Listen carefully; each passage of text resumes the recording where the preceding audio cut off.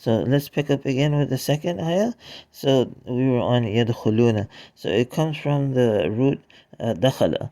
So this is the present tense. So when you convert it to the present tense, can you when you convert the uh, a regular noun, a regular verb, a regular three-letter root to the present tense, as we had discussed in Surah Al-Baqarah, you add, if it's plural, then you add to the beginning and the end.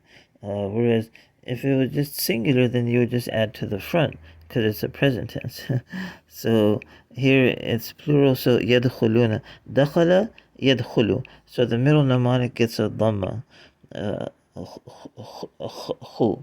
يدخلون. So when you see the people entering in the religion of Allah, fi dinillah. Fi, we had discussed before, is a simple preposition which means in, and then dinillah.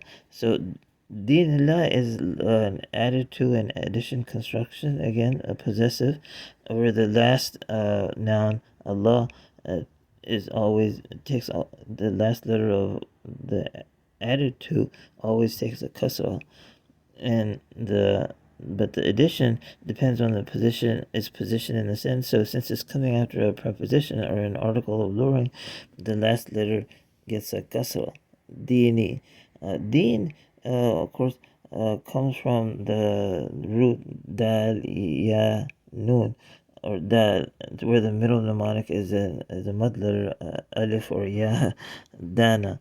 So it follows the same pattern as ada or qala or kana, but this is or qama, which we had discussed in the past.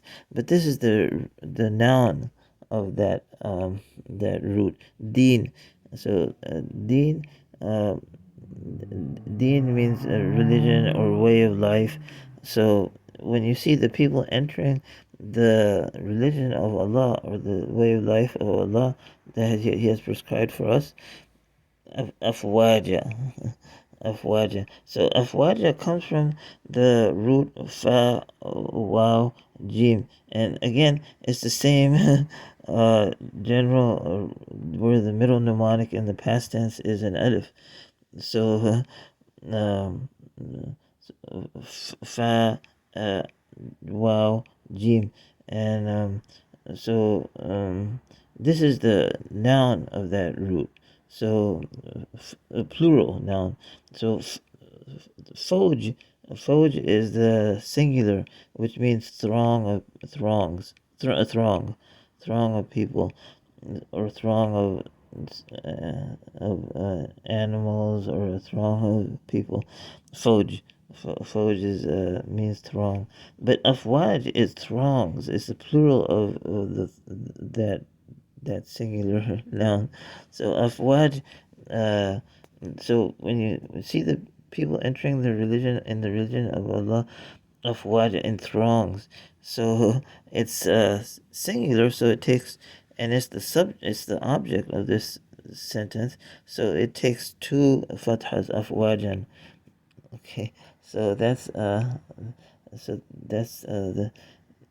end of the second ayah.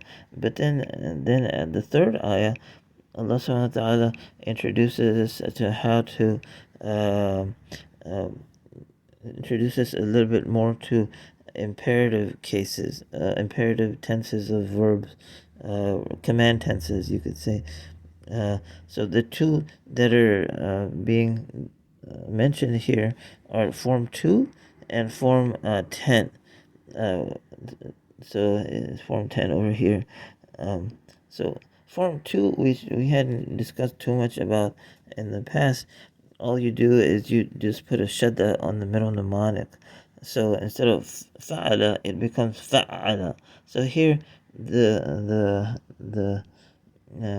verb that's being used is sabaha, which I had briefly talked about in some of my examples covering the short sentences, or uh, uh, and so here, sabaha means to, the root means sin baha, which means to swim, but sabaha is the form 2.